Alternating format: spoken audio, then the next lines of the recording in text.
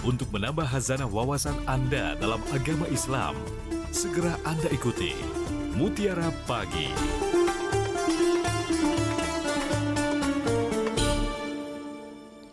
Assalamualaikum warahmatullahi wabarakatuh. Alhamdulillah pendengar, puji syukur kepada Allah Subhanahu wa taala. Di akhir pekan ini kita akan kembali mengisi kolbu kita dengan Mutiara Pagi, dan kita juga sudah terhubung dengan Ustadz Mahmud Jamhur, Mudir Rumah Tahfiz RKMM Palembang, yang akan bersama kita dengan topik pagi ini, penyebab bencana menurut Al-Qur'an. Kita sapa dulu Ustadz pagi hari ini. Assalamualaikum Ustadz. Waalaikumsalam warahmatullahi wabarakatuh. Iya, apa kabarnya Ustadz Mahmud? Alhamdulillah sehat. Alhamdulillah sehat selalu ya Ustadz. Baik Ya, Ustadz, sampai dengan saat ini kita sudah mengetahui bagaimana kabar saudara-saudara kita yang kena musibah yang sudah beberapa bulan terakhir. Dan kita ya. pagi ini akan mendengarkan sebenarnya seperti apa penyebab bencana menurut Al-Quran itu Ustadz. Kami persilahkan kepada Ustadz waktunya. Baik, bismillahirrahmanirrahim. Assalamualaikum warahmatullahi wabarakatuh. Waalaikumsalam warahmatullahi wabarakatuh. Alhamdulillah, salatu wassalamu ala rasulillah wa ala rasulih wa ala. Allahumma salli wa sallim ala Mustafa Muhammadin sallallahu alaihi wa sallam. Kita doakan kiranya saudara kita di Aceh, di Sumatera Utara dan Sumatera Barat yang sedang diuji oleh Allah dengan musibah, mudah-mudahan Allah kuatkan mereka yang hidup ya, dan Allah terima amal soleh mereka yang wafat ya, dan mudah-mudahan yang masih terisolir bisa segera ditolong ya. Pendengar RRI yang dirahmati Allah SWT, berbicara tentang musibah tentu ini merupakan bagian dari hal yang harus kita imani ya, jika itu adalah hal-hal yang berada dalam jangkauan kita atau di luar jangkauan kita, karena memang faktanya musibah itu adalah sesuatu yang berat menimpa, baik musibah itu pribadi atau musibah itu menyeluruh yang kita sering sebut dengan bencana ya. Nah, pendengar dari yang Allah SWT bicara tentang kenapa musibah itu terjadi menurut Al-Quran ya. Nah, yang pertama adalah karena mengingkari atau mendustakan ayat Allah. Ini sebagaimana yang dijelaskan dalam surat Al-A'raf 96 ya. Disebutkan di sini, A'udzubillahi minasyaitonir rajim. Bismillahirrahmanirrahim. Walau anna ahlal qura amanu wattaqau lafatahna 'alaihim barakatin minas samai wal ardh. Jikalau sekiranya penduduk suatu negeri itu beriman bertakwa, pasti kami akan limpahkan pada mereka itu, kami akan bukakan untuk mereka keberkahan dari langit dan dari bumi. Walakin kazzabu, ya kan? Nah, di sini dijelaskan oleh Allah kenapa kemudian yang terjadi adalah musibah atau bencana yang Allah limpahkan. Nah, karena kata Allah, mereka kazzabu, mereka mendustakan ayat-ayat kami. Maka kata Allah, fa'akhosnahum, kami timpahkan kepada mereka dimakan yaksibun, kami timpahkan pada mereka musibah akibat dari perbuatan mereka. Jadi karena mendustakan ayat Allah, lalu Allah turunkan bencana ya. Jadi kalau musibah atau bencana ini kalau dalam pandangan manusia ini memang tidak bisa dijelaskan kenapa kok hujan terjadi sangat ekstrim seperti yang terjadi kemarin itu. Seminggu sebelumnya itu sudah diprediksi oleh BMKG bahwa akan terjadi cuaca yang ekstrim, badai ekstrim, dan hujan yang ekstrim ya. Curah hujan itu 300 mm ya per hari, yang biasanya itu terjadi untuk 1 bulan, tapi ini diturunkan oleh Allah dalam waktu 1 hari. Nah, kenapa? Nah, ini karena kata Allah mereka itu mendustakan ayat kami. Nah, dalam hal ini mendustakan dalam konteks apa? dalam dua konteks. Pertama dalam konteks keimanan ya. Jadi Allah nyuruh kita itu beriman, tapi kita tidak beriman ya. Nah ini mobil khusus di bulan Desember ini ujian berat bagi kaum muslimin hari ini karena bahkan kemenat itu menyuruh kita untuk melakukan perayaan keagamaan agama lain ya, merayakan lahirnya Tuhan menurut agama lain. Nah ini adalah kesyirikan yang tidak boleh dilakukan oleh umat Islam. Yang kedua, dosa itu adalah karena tangan-tangan manusia. Nah ini yang dijelaskan oleh Allah dalam surat Ar-Rum ya ayat 41 ya. Allah sebutkan zaharul fasadu fil barri wal bahri bima kasabat aydin nas ya. Telah nampak nyata kerusakan di daratan dan di lautan akibat perbuatan tangan manusia. Jadi dosa pertama itu dosa syirik, dosa kedua adalah karena merusak alam. Ya, merusak alam. Nah, di dalam pandangan Islam, alam itu untuk dimanfaatkan jika itu tidak membahayakan. Tapi kalau alam itu diolah, dibuat kebun sawit, diambil kayunya, dan itu adalah hutan lindung, itu adalah taman nasional, itu adalah Logam Marga Satwa, maka itu tidak boleh. Makanya ini sebenarnya kan sejalan dengan ilmu lingkungan, ilmu ekologi ya, dan ilmu ekosistem. Kalau tempat itu curam, pegunungan, ya, perbukitan terjal, maka itu tidak boleh dibuka. Hutan itu harus tetap dibiarkan dia jadi hutan. Kenapa? Nah, contohnya kemarin, ketika hujan itu turun, tidak ada yang menahan air, langsung jatuh ke tanah, maka tanah jadi lemah, jadi hancur, maka terjadilah longsor, banjir, dan bencana yang sampai hari ini beberapa tempat, beberapa desa di Aceh itu terisolir ya, masih belum bisa ditolong ya. Bahkan ada beberapa desa, 3 atau 4 desa yang hilang, tertimbun tanah ya, tertimbun lumpur, tertimbun longsor gitu ya.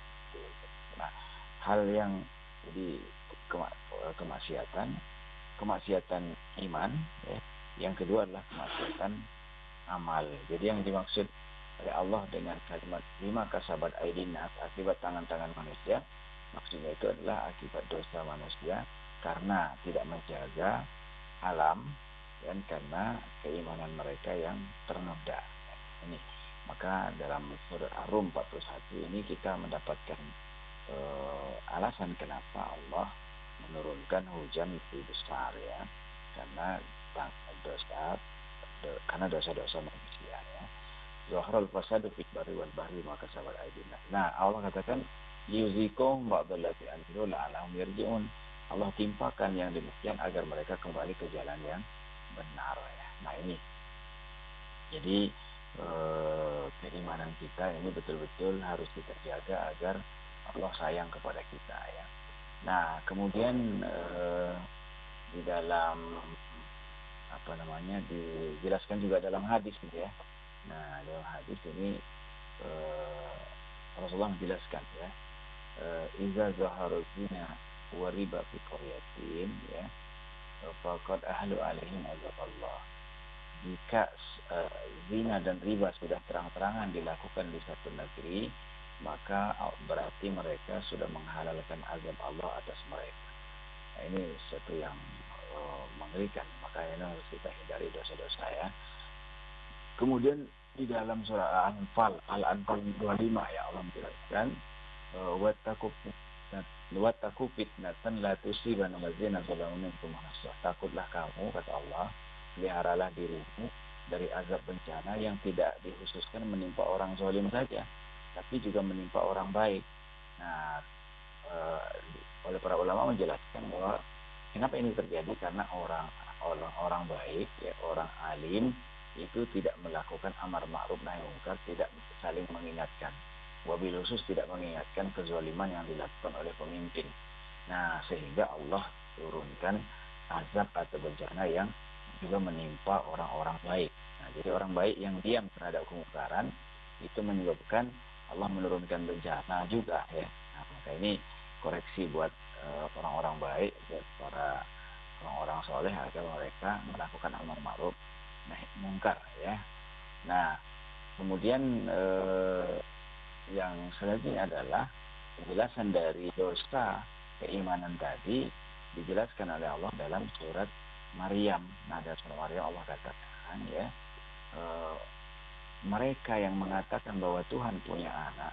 Nah, ucapan ini adalah ucapan yang merupakan ucapan yang berisi kemungkaran yang sangat ya. Bahkan kata Allah, hampir saja langit pecah ya. Takadu samawatu yatafattarna minhu. Langit hampir pecah karena ucapan itu. Dan wal ardu al ardu tahirru ya. Bumi itu terbelah ya. Wal jibalu hadda, dan gunung-gunung runtuh akibat kemungkaran dalam keimanan tadi. Karena mereka mengatakan Allah punya anak, padahal tidak layak yang demikian. Nah, jadi kemungkaran itu mengundang bencana ya.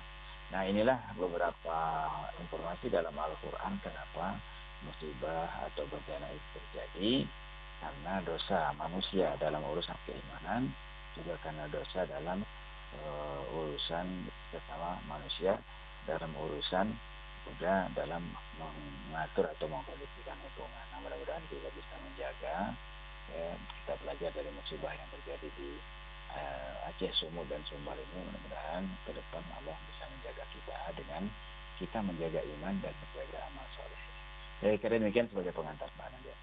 Baik Ustadz, silakan pendengar, itu tadi pengantar dari Ustadz pagi ini, tausiah kita yang sangat luar biasa berkaitan dengan kondisi saudara-saudara kita yang sedang ditimpa musibah hari ini. Dan juga kita akan membuka line telepon. Silakan pendengar yang mau bergabung di line telepon kita di 369977 dengan topik pagi ini adalah penyebab bencana menurut Al-Quran.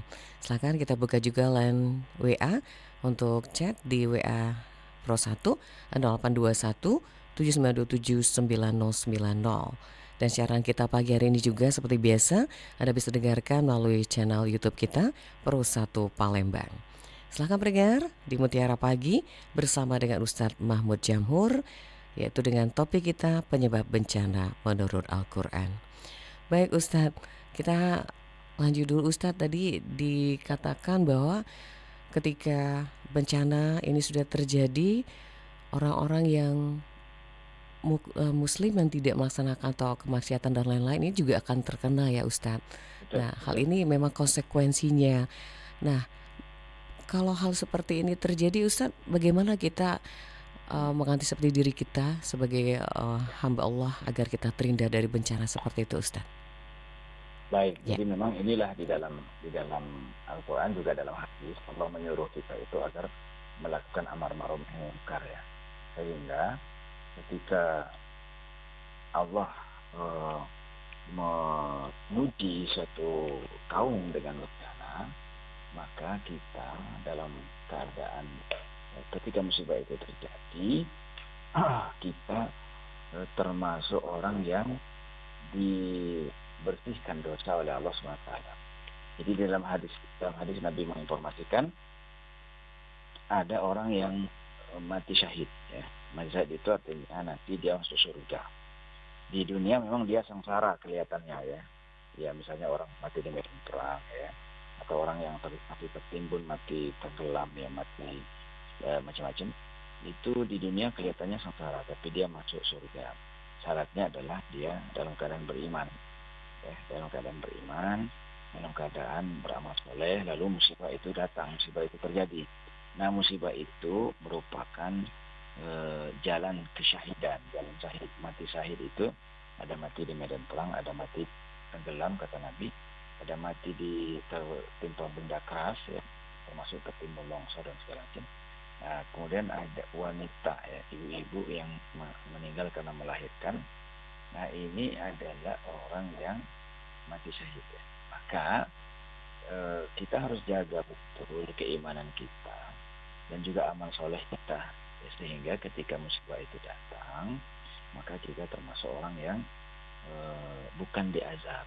Jadi azab atau ujian atau peringatan itu tergantung pada keimanan orang-orangnya gitu. Jadi kalau misalnya musibah terjadi nih, tapi seseorang tuh dia beriman, dia beramal soleh, maka musibah ini merupakan ujian untuk membersihkan dosanya, ya. Tapi kalau dia tidak beriman, dia tidak beramal soleh, maka ini adalah azab bagi dia, ya kan? Nah, atau yang ketiga itu adalah peringatan. Nah, peringatan itu terjadi pada orang yang soleh, imannya bagus, tapi dalam kesempatan tersebut dia ada maksiat, maka didatangkan oleh Allah musibah atau bencana sebagai pengingat, ya, sebagai tazkirah. Nah, ya, jadi apakah ini musibah, apakah ini ujian, apakah ini maksudnya apakah ini azab bencana, apakah ini ujian, apakah ini peringatan, itu tergantung pada keimanan dan amal soleh masing-masing. Nah, makanya kita harus terus-menerus menjaga keimanan kita dan amal soleh kita. Jangan sampai kita ada melakukan keharaman, ya. Nah, sehingga ketika musibah datang, kita tetap dalam keadaan baik di sisi Allah, walaupun mungkin menurut manusia tidak baik. Siapa yang senang melihat korban-korban meninggal tergeletak gitu ya, apalagi sampai sekarang ya di Aceh Tengah ya benar meriah, dan kami yang itu masih belum bisa diberesi ya, boro-boro mau ngurus jenazah ya, mereka yang hidup aja udah 2 minggu ini belum mendapat makanan di beberapa desa, sehingga kita saksikan di CNN kemarin tuh ya, ada ya orang berjalan kaki belasan kilo untuk menembus isolir ya. Nah ini maka bagi mereka yang bersabar dengan musibah itu ya, menyadari bahwa musibah itu adalah ujian dari Allah ya, adalah peringatan dari Allah, maka insya Allah mereka termasuk orang-orang yang dibersihkan dosa akibat dari beratnya keadaan yang mereka hadapi. Nah tapi kalau tidak mengimani Allah, meratapi keadaan ya, nah maka ini berarti menjadi azab bagi dirinya. Maka penting ya kita menjaga iman dan menjaga amal soleh. Nah, musibah ini adalah al-qada ya, ketentuan dari Allah yang kita tentu tidak bisa milih ya. Kalau boleh milih ya jangan kena musibah, tapi kan Allah bisa saja turunkan musibah. Nah, oleh karenanya kita harus jaga iman dan amal soleh kita. Saya kira demikian ya. Baik Ustadz, kita ke line WA dulu Ustadz sambil menunggu. Silahkan pendengar yang bergabung di line telepon di 369977. Baik Ustadz, kita akan baca dulu. Ada WA yang masuk dari Ibu Sri di 3 Ilir Palembang. Assalamualaikum Ustadz, mohon penjelasannya Ustadz, bagaimana agar kita terhindar dari namanya apa ini? Oh ya, dari musibah bencana Ustadz, agar Allah tidak melaknat kita, dan bagaimana kita agar terhindar dari hal yang tidak kita inginkan. Silakan Ustadz. Ibu Sri di 3 Ilir. Baik, jadi pertama kita harus menjaga keimanan kepada Allah. Dalam surat Maryam tadi itu Allah sudah menjelaskan ya, bencana yang terbesar itu di sisi Allah adalah ketika manusia itu syirik ya, ketika manusia itu menduakan Allah, padahal yang layak untuk dijadikan Tuhan hanya Allah saja. Nah, kita yang dalam konteks hari ini kita meyakini bahwa Allah itu Tuhan yang satu, maka kita tidak boleh ikut-ikutan bahwa ada agama lain yang meyakini itu, ya itu adalah pilihan mereka, tapi kita nggak boleh ikut-ikutan. Karena kalau kita ikut-ikutan ya, maka ini tadi ya, ini mengundang kemurkaan Allah ya.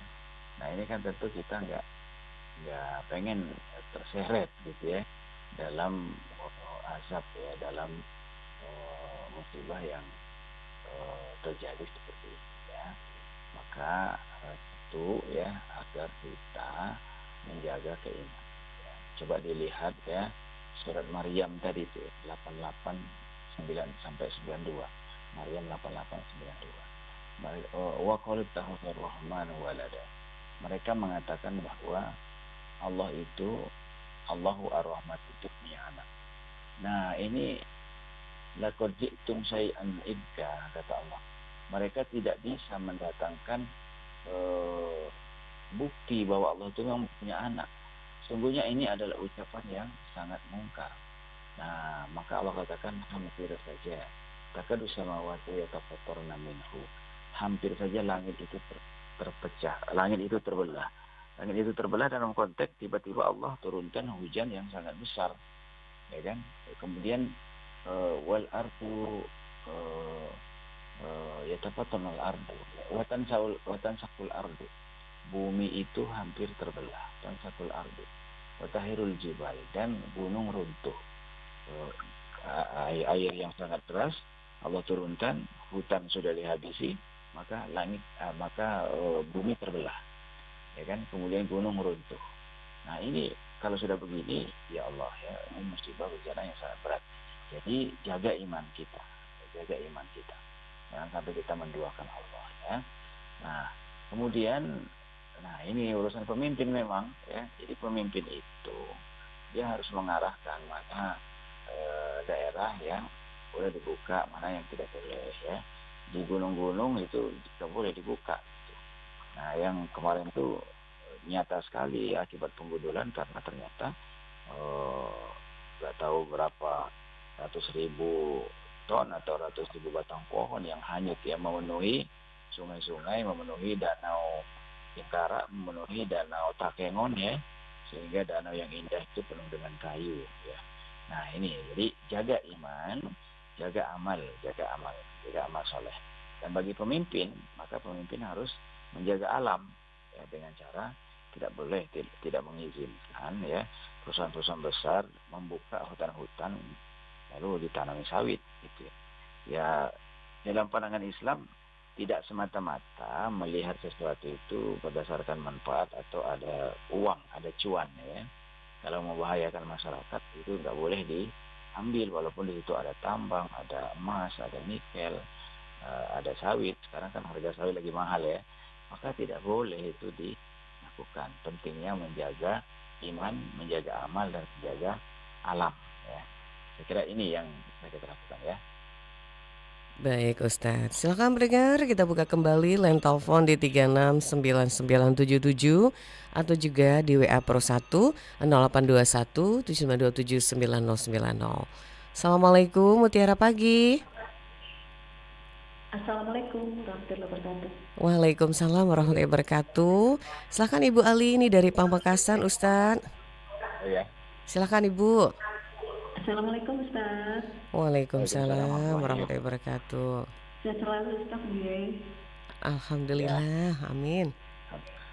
Ini Ustaz, tadi saya sejak mendengar itu semua musibah itu, saya pernah Ustaz ya berkunjung ke bagian tengah Indonesia itu. Sempat dengar dari penduduk sana lah, pernah terjadi tsunami lah Ustaz. Ya waktu itu orang-orang di sana lagi pesta gitu loh Ustaz, ya pestanya ya begitu lah, nanti datanglah tsunami waktu itu juga gitu.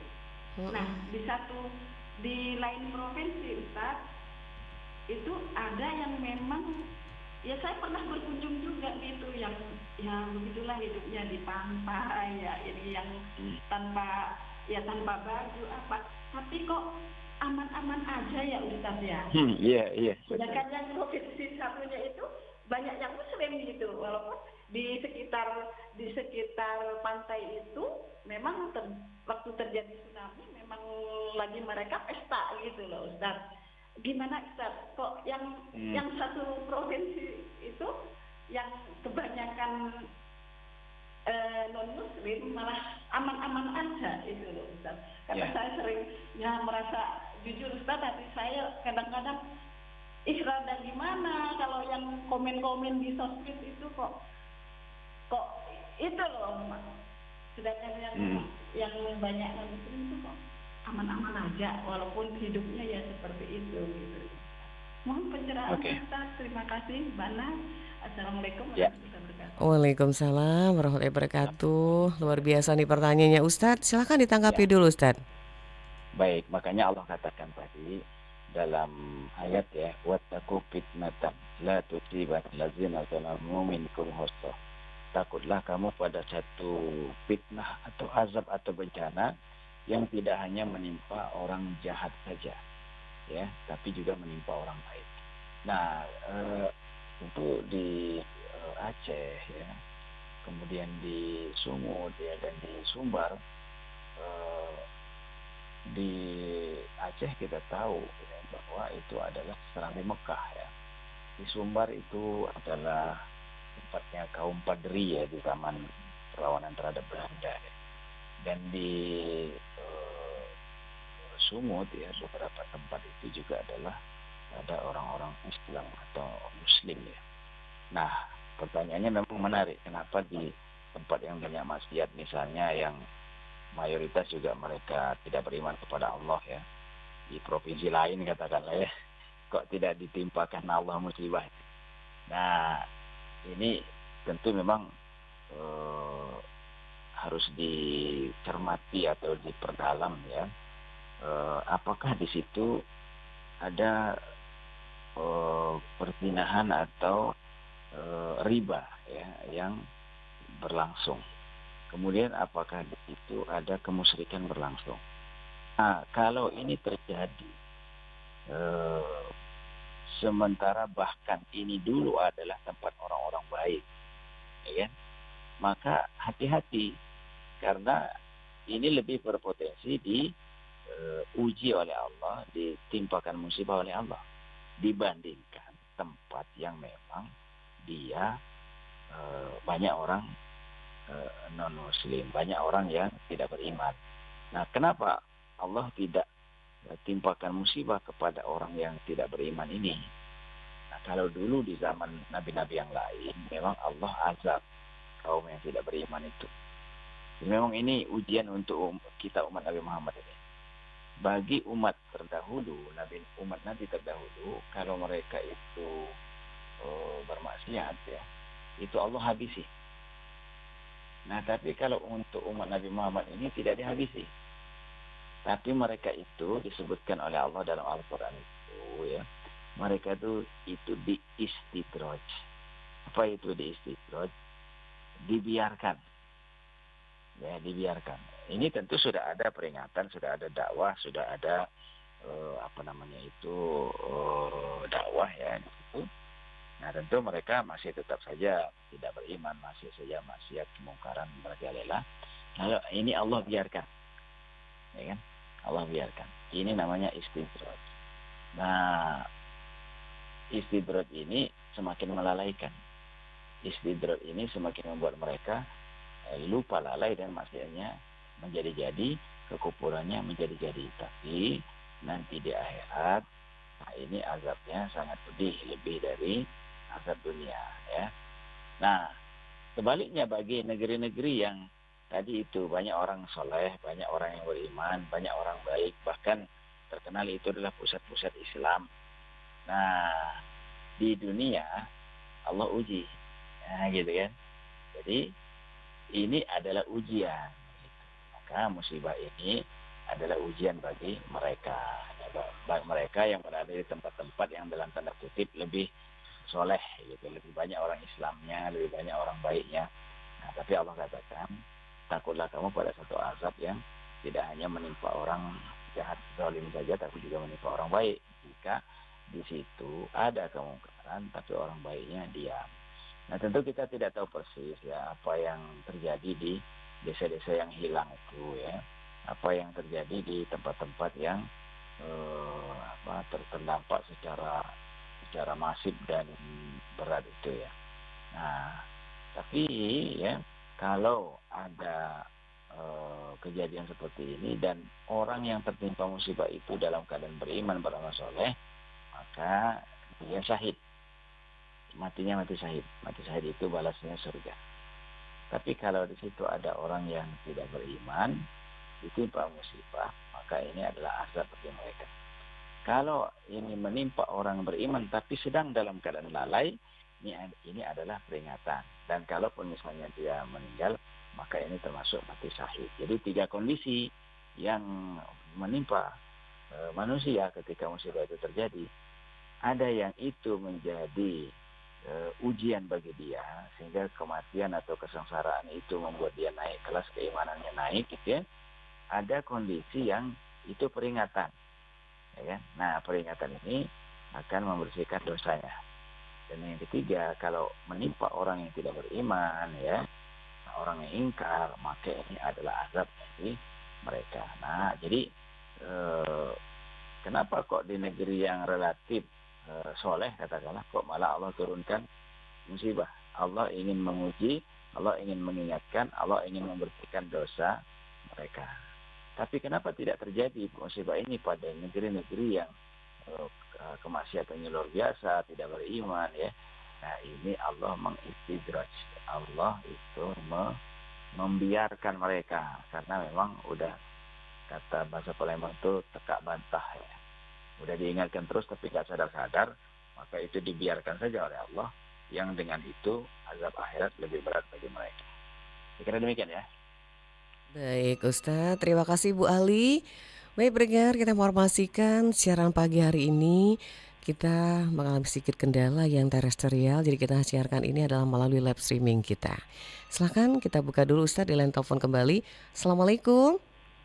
Waalaikumsalam warahmatullahi wabarakatuh. Iya, Selamat pagi Mbak Nat. Alhamdulillah, Waalaikumsalam warahmatullahi wabarakatuh. Oma Ana di Prabu Muli, siaran kita bagus Oma.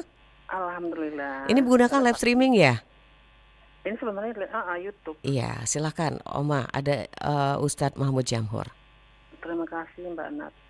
Assalamualaikum warahmatullahi wabarakatuh Pak Ustadz. Waalaikumsalam warahmatullahi wabarakatuh. Iya. Tadi penjelasan Pak Ustadz bahwa musibah itu adalah ujian. Ujian itu sama dengan hukuman ya Pak Ustadz ya. Jadi musibah yang dialami oleh manusia, contohnya itu banjir, baik itu penyakit yang kita terima, yang kita derita gitu, itu termasuk dengan hukuman ya Pak Ustadz ya. Terus bagaimana ya, kayak orang Aceh itu katanya imannya kan sangat kuat ya Pak Ustadz ya, tapi mereka itu selalu kayaknya mendapat musibah gitu. Di tahun 2004 itu adalah tsunami gitu, nah baru juga ini musibah. Itu sebenarnya apa ya Pak Ustadz ya gitu.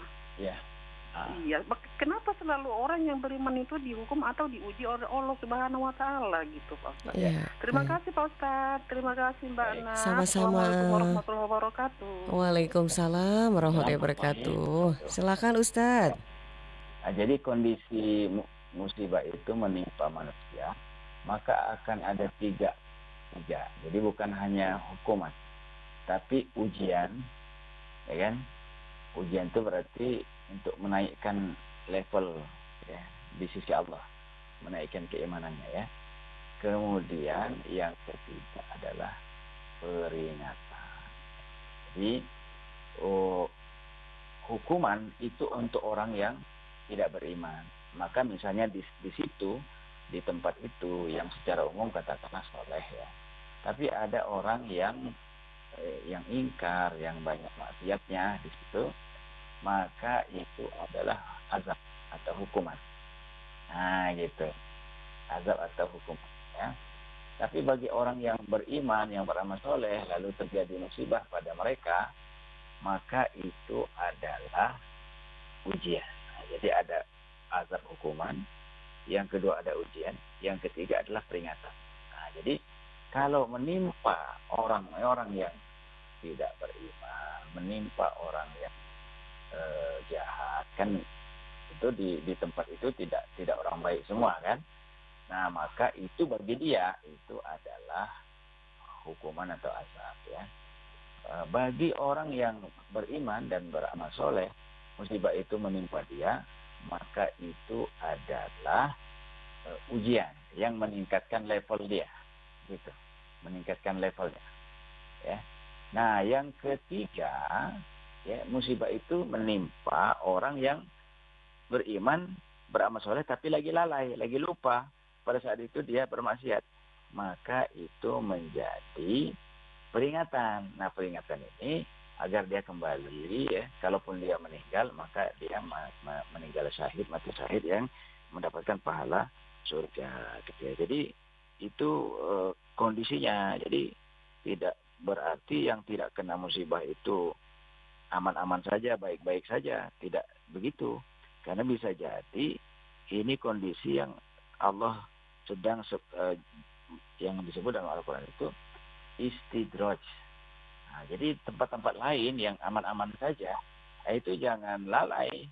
Tetap harus jaga iman, tetap harus jaga amal soleh. Karena bisa jadi tempat lain itu sedang diistidraj oleh Allah. Diistidraj itu dibiarkan untuk nanti diazab dengan azab yang sangat pedih di akhirat. Ya, jadi begitu keadaannya ya.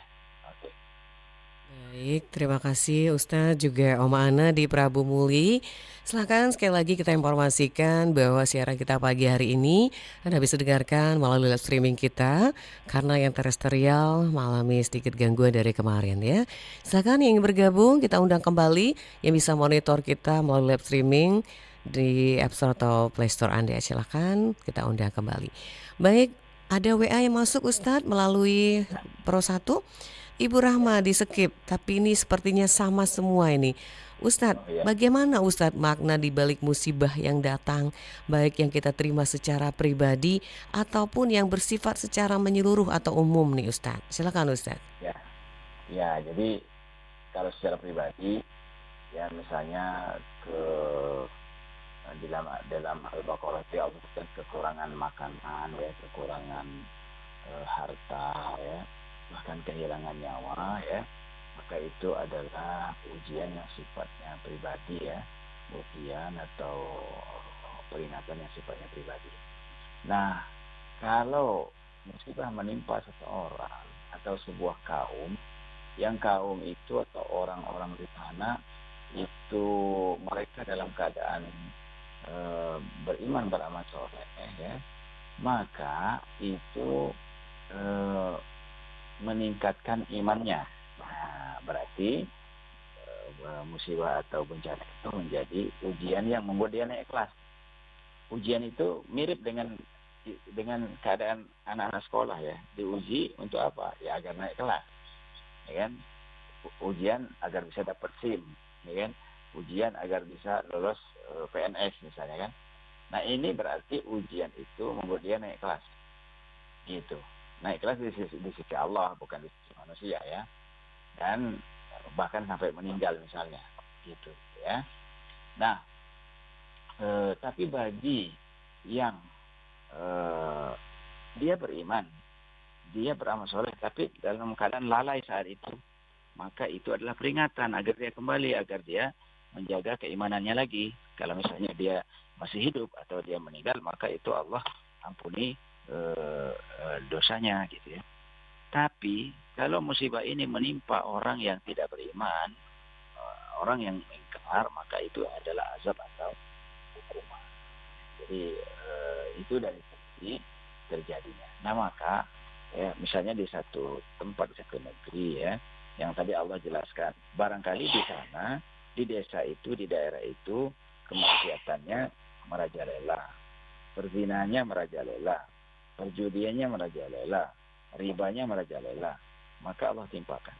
Di samping tadi itu, jadi ada faktor yang memang ada faktor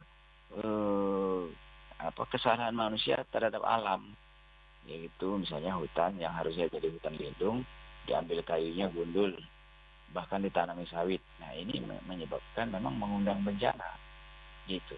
Jadi dosa ada dosa kepada Allah dalam bentuk kemungkaran iman, ada dosa kepada manusia, ya, kepada manusia dalam bentuk tadi, ya, zina, riba dan seterusnya. Ada dosa kepada diri sendiri karena lalai, ada dosa kepada lingkungan yang harusnya lingkungan itu dijaga, tidak semata-mata diambil uangnya, ya, tidak semata-mata diambil tambangnya, tidak semata-mata dibuat sawit, ya. Kalau kebun sawit itu sekarang lagi mahal sawit, ya, minyak goreng mahal soalnya, ya. Nah, ini dosa-dosa yang ini harus dihindari. Nah, kalau kita lalai menjaga ini semua, berarti memang kita sedang mengundang kemarahan Allah, kemurkaan Allah. Nah, ya, jadi ini memang sekali lagi harus dijaga betul ya, dijaga betul agar kita terhindar ya. Dan kalaupun misalnya terjadi juga, nah ketika musibah itu terjadi, kondisi iman dan amal soleh kita lagi gimana? Kondisi iman amal soleh lagi bagus, lagi baik, ya alhamdulillah gitu kan. Berarti kita meninggal atau mendapatkan kesulitan dalam keadaan kita naik derajat dari sisi Allah. Ya kan? Kalau misalnya kita sedang lalai, maka Allah sedang membersihkan dosa kita. Tapi kalau dalam kondisi kita ingkar, mungkar kepada Allah, nah itu berarti azab yang Allah cicil di dunia. Kenapa disebut cicil? Karena itu baru azab dunia. Azab yang lebih berat tentu nanti adalah azab di akhirat. Saya kira demikian ya. Baik Ustadz, terima kasih untuk Ibu Rahma yang ada di Skip. Kita lanjut via WA Ustadz, ada Ibu Nia di Kentan. Ustadz, bagaimana sih Ustadz untuk adakah tuntunan dalam Islam mengenai mitigasi terhadap bencana Ustadz? Nah, silakan Ustadz. Ya, jadi dalam sejarah Islam ya, mitigasi itu sangat penting ya, sangat penting, bahkan ya itu menjadi salah satu perhatian Rasulullah SAW. Ya, Rasulullah mengatakan dalam satu hadis begini ya, kalau kamu tahu bahwa besok akan terjadi musibah ya, akan terjadi kiamat ya, dan di tanganmu ada benih, ada biji, ada benih, maka kata Nabi, tanamlah. Berarti Nabi sangat mementingkan menjaga alam, tidak semata-mata ngambil keuntungan dari alam, ngambil tambang, ngambil kayunya. Jadi dalam urusan ini Nabi menempatkan penjagaan kita kepada kepada alam lingkungan itu sangat penting. Nah ya, jadi kalau kemarin tuh ada yang bilang, wah ini sayang sekali kalau tambang ini nggak diambil, nikelnya, emas, tembaga, boksitnya, batu baranya nggak diambil. Dilihat-lihat dulu itu tempatnya berbahaya atau tidak bagi lingkungan. Nah gitu kan. Jadi mitigasi pertama itu adalah penempatan tata ruangnya itu harus betul ya, menurut sains. Kita ini udah belajar dan banyak profesor dihasilkan dari mempelajari ilmu lingkungan. Nah tapi keilmuan itu kalah oleh kepentingan politik, kalah oleh kepentingan ekonomi. Ini sekali lagi mitigasi yang paling awal itulah penempatan tata ruang alam lingkungannya. Nah lalu yang kedua adalah ketika musibah itu terjadi, maka yang paling utama adalah menyelamatkan nyawa. Itu, menyelamatkan nyawa. Ini adalah yang paling penting ya. Terbunuhnya seorang manusia kata Allah karena kelalaian. Kayak sekarang misalnya banyak yang sudah meninggal karena kelaparan, 2 minggu nggak dapat pertolongan, dapat bantuan. Kata Nabi apa? Meninggalnya seseorang manusia karena kelalaian manusia yang lain, khususnya kelalaian pemimpin, maka ini kata Nabi dalam hadis ya, Allah lebih marah dibandingkan dengan hancurnya Ka'bah. Hadisnya hadis sahih ya. Jadi terbunuhnya manusia karena kelalaian kesalahan manusia, lebih Allah marah ya, lebih Allah murkai daripada hancurnya Ka'bah. Padahal Ka'bah itu kan adalah tempat yang mulia, tapi kata Allah, hilangnya sebuah nyawa itu lebih berharga bagi Allah dibandingkan hancurnya rumahnya sendiri, yaitu hancurnya Ka'bah. Jadi pertama tadi perencanaan alamnya, yang kedua ketika musibah terjadi selamatkan nyawa. Nah keselamatan nyawa ini berarti terkait dengan memberi makanan ya, pakaian, obat-obatan gitu ya. Nah yang ketiga adalah pembinaan mental, recovery mental. Jadi orang yang kena musibah itu harus didampingi oleh ustaz ya, oleh pemimpin, bahkan kalau perlu ada psikolog ya yang mengkondisikan, menjaga mental mereka. Nah yang keempat adalah menjamin kebutuhan dasarnya itu tetap terpenuhi ya, makanan, pakaian dan tempat tinggal. Maka dibangun tempat-tempat yang layak walaupun mungkin itu sementara. Dan mitigasi ini dijalankan oleh Islam selama Islam itu diterapkan sejak Rasulullah, Khulafaur Rasyidin, di masa Umayyah, Abbasiyah, Utsmaniyah, dan ini bahkan dicatat oleh sejarah. Ada catatan sejarah di Irlandia yang sangat dijaga oleh orang Irlandia adalah ketika Khilafah Utsmani itu membantu ya Irlandia ketika terjadi kelaparan panjang yang Ratu Inggris sendiri hanya membantu sedikit, dan Khalifah Abdul Majid I itu mengirimkan bantuan yang sangat banyak, walaupun resikonya harus bersinggungan dengan Inggris yang waktu itu Inggris adalah penguasa dan Irlandia itu di bawah Inggris. Tapi karena kelalaian dan kesombongan Ratu Inggris, ya rakyatnya kelaparan, bahkan ribuan meninggal. Nah, ini dibantu oleh Khilafah Utsmani sehingga orang Irlandia hari ini tetap menghormati Utsmani itu dengan diantaranya adalah mengabadikan lambang Utsmani bulan bintang itu dalam beberapa monumen-monumen mereka, dan termasuk ke klub bola. Klub bola, salah satu klub bola Irlandia itu memakai bulan bintang, padahal mereka itu Nasrani. Nah, ini menarik ya. Jadi ini dipraktekkan oleh Rasul, para sahabat, tabi'in dan seterusnya sampai selama 1300 tahun. Jadi demikian ya. Baik Ustadz. Ustadz, ini sudah di penghujung Ustadz, mungkin ada pesan mau disampaikan ini Ustadz dengan tema kita yang luar biasa hari ini, mengingatkan kita bagaimana penyebab bencana menurut Al-Quran itu. Silakan Ustadz, pesan kita pagi ini di Mutiara Pagi. Ya, pendengar dari yang dirahmati Allah SWT, kita harus menjaga iman ya, sehingga kalaupun musibah itu datang, itu dalam kondisi kita naik kelas, dalam kondisi kita diuji oleh Allah karena keimanan kita. Karena memang beriman itu tidak cukup ayakulu amanna wa hum la yuftanun, kata Allah. Hasiban nasu ayutraku ayakulu amanna wa hum la yuftanun. Kebanyakan manusia menyangka, mengira bahwa cukup mereka mengatakan kami telah beriman, padahal mereka belum diuji. Nah, makanya ini kita ketika beriman itu kita harus tahu konsekuensi beriman, yaitu ada ujian di baliknya. Kita mengenal dalam sejarah bagaimana ujian yang menimpa para sahabat Nabi, itu ujiannya sangat berat ya. Nah, tapi mereka lolos ujian sehingga Allah jamin mereka itu masuk surga. Nah, ini kita tidak cukup mengatakan saya beriman sebelum kita diuji. Nah, ujian yang sangat berat itu adalah ujian yang bahkan mengantarkan pada kematian. Termasuk kematian yang kondisinya kok kayaknya mengenaskan ya. Mayatnya bergelimpangan gitu ya. Nah, kalau orang yang meninggal itu imannya kuat dan amalnya waktu meninggal itu amalnya soleh, itu dia syahid ya.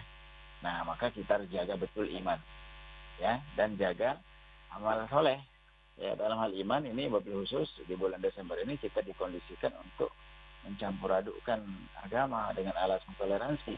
Ini merusak iman kita, merusak akidah, maka ini harus kita hindari ya. Baik. Jadi toleransi itu harus kita dudukkan pada persoalan ya. Yang kedua, amal-amal soleh harus dilakukan. Wabil khusus para pemimpin ini harus mengkondisikan kita agar kita tidak masuk kepada merusak diri, merusak lingkungan, dan merusak alam ya. Maka kita jaga iman, jaga amal soleh, jaga alam, jaga lingkungan. Insya Allah Allah akan jaga kita juga. Amin. Ya, saya kira demikian.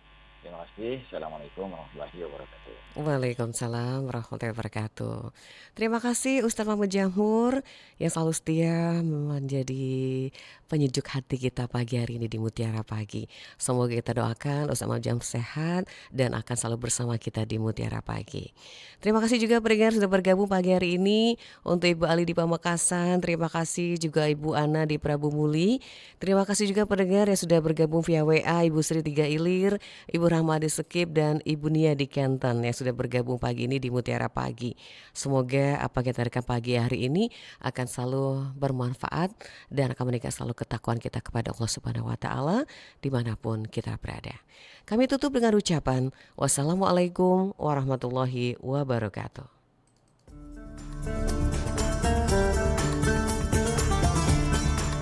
Baru saja Anda ikuti Mutiara Pagi. Terima kasih untuk kebersamaan Anda. Sampai jumpa.